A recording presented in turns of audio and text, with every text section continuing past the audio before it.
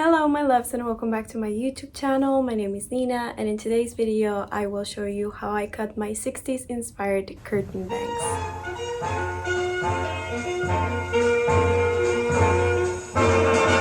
If you're here with your scissors ready, we'll jump right into the tutorial.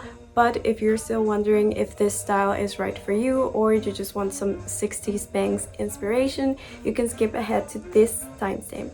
Before you start, here's what you'll need. First, a good pair of hair cutting scissors. You can recognize them because they have this thingy here that real hairdressers know why that is. But please don't use kitchen or paper scissors because they don't cut as well, and these are not too expensive, so it's definitely an investment that you want to make. It will save your hair, and you'll also need a comb. And that's it. Super simple. Okay, so I will be narrating as I go. I always use a microfiber towel to dry my hair. First, I comb my hair with a natural bristle brush. When your hair is wet, it's much weaker, so you want to go with something natural. And when it's ready, I comb it to the front of my face. Then I take out the front sections. Those are the ones that will define the bang area. And I do that by creating a triangle shape. Remember, if you don't have too much hair or if you're doing it for the first time, go with a tinier triangle. Like, don't make it super wide or big on your head just in case you make a mistake. Comb the rest of your hair backwards so you can check how straight your triangle is and fix anything that seems out of place. If you already have bangs, you don't want to cut more and more hair each time you do this, so try to separate the longer hair.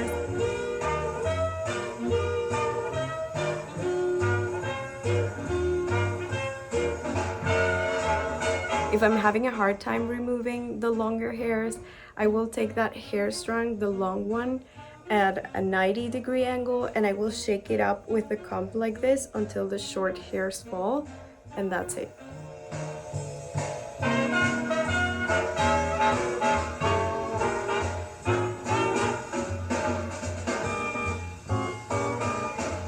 When I'm done with that, I clip the rest of my hair away. Then I comb my bangs down and part that section straight across, separating into two sections, and I clip that away. Afterwards, I comb my hair, make sure all the strands are straight, and I hold it with my fingers like this. Really strong, really tense. When I'm ready, I cut right over the base of my nose, like basically just here. I always make sure both sides are the same size, and if they're not, I go back and make sure that they're straight.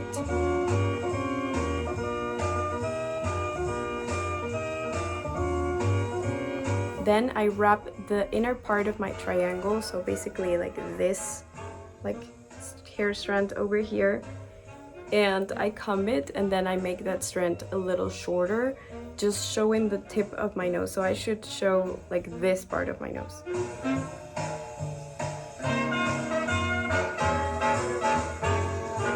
Now get the rest of your bangs out of the clip and comb them to the front again. Wrap the inner part of the triangle and cut it so that it's the same size as the one before. Why do I do this? Just in case if I make a mistake, I will have another hair strand to save my hair.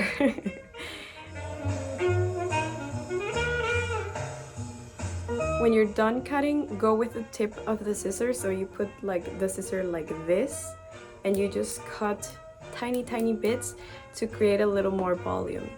Comb your hair again, part it down the middle, and clip the other half away. Comb the part you're working with in parallel to the line of your triangle and hold it with your fingers.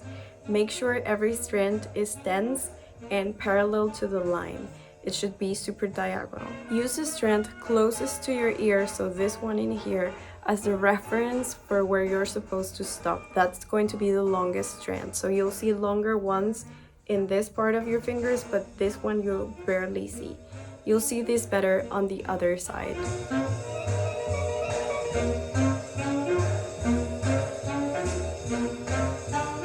Clip that side away and go to the other side. If it's a little drier by now, get it wet. Now again, comb in parallel to the parting like on top. So again, you don't want to go shorter than this hair over here. So that's when you need to stop when wrapping your hair. Like that's going to be the last thing that your fingers will be holding. Wrap your scissors and cut across the mark you're making with your fingers. Now we're almost finished. I'm going to comb my hair again, and I will check the 2 strands on the sides to see if they are the same size. Again, I'm going to wrap that inner part of my triangle and cut a little bit more until it sits right in the middle of my nose. So basically around here, under my eyes. And when I'm okay with it, I'll take again my scissors and make these tiny cuts so that it creates more volume. To style it, I will use a blow dryer and a round brush. I go downwards, and while it's still warm, I will wrap it around the hair roller and keep it in there. I will then blow dry the rest of my hair, and when I'm done, I will remove the hair roller, wrap the inner part of my triangle, the one that we've been cutting along, and I will wrap it around the hair roller, just that piece. That's how I get extra volume the next morning, and that's how I make my bangs just sit right above my eyes. I then unclip the rest of my hair. I put some hair oil to finish it.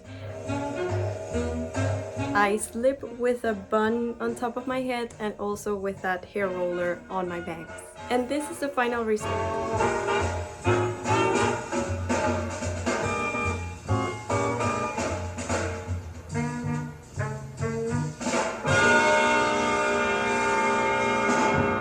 That was pretty much a step-by-step tutorial, but the important thing here is to remember to always cut it a little longer than you think, because you can always take a little more off, but you cannot glue it back on.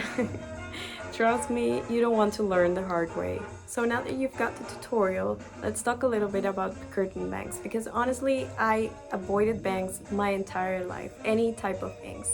I always thought my face wasn't snatched enough, so I thought that a fringe would just cut it in half and highlight my rounder features. Curtain bangs change that. They don't create that harsh line across your face, they open up and frame it instead, which makes them softer and actually universally flattering. The thing with 60s bangs is that you want to highlight your features, and there are a few things to keep in mind. So first, thick hair versus thin hair. If you have thin hair or just not a lot of hair, you will have to create a tinier triangle on top of your head.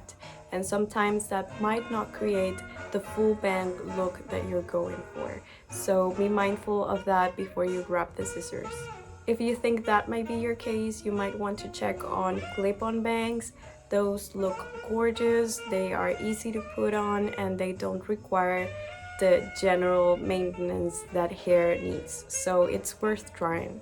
Light hair versus dark hair. If you search on Pinterest 60s bangs, you will mostly find women with lighter hair rocking bangs. But when you have darker hair, you have to really analyze if it's the best for you. Like Lorelai Gilmore once said, That means dark hair is like a giant light up arrow pointing to what is wrong with you. Blonde hair, it all sort of blends in a haze of beige. Nuts, you're nuts.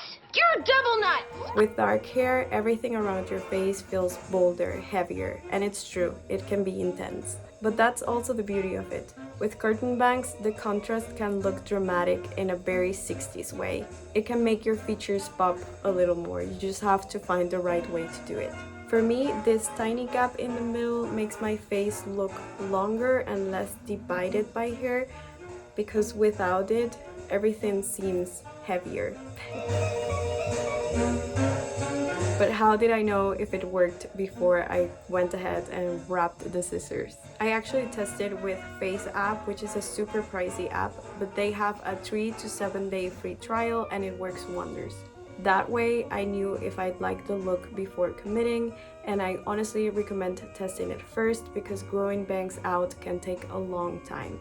So if you like how it looks, try it out. I decided my first time doing the bangs should be with a hairdresser, so I showed him this picture of Brigitte Bardot, And even though he did a wonderful job with the whole haircut, he didn't end up cutting much hair from my bangs, so I didn't get the whole bang situation that I wanted. And I ended up cutting it like a month after at home, and I liked it so much that I've been doing that ever since. It helps a lot with making hairstyles look a lot more vintage and more interesting. Bangs are difficult to style and annoying to maintain, but I'd rather put the effort into it if they are going to look as magnificent as I think they look. So that's how I cut my bangs and why I think they add the perfect 60s touch. This is probably video 1,000,000,001 of a curtain bangs tutorial, but I hope it was informative and I hope that it helps you. Let me know in the comments if you are going to try this out, if you're going to do it in the hairdresser for the first time. I would love to see how your process goes.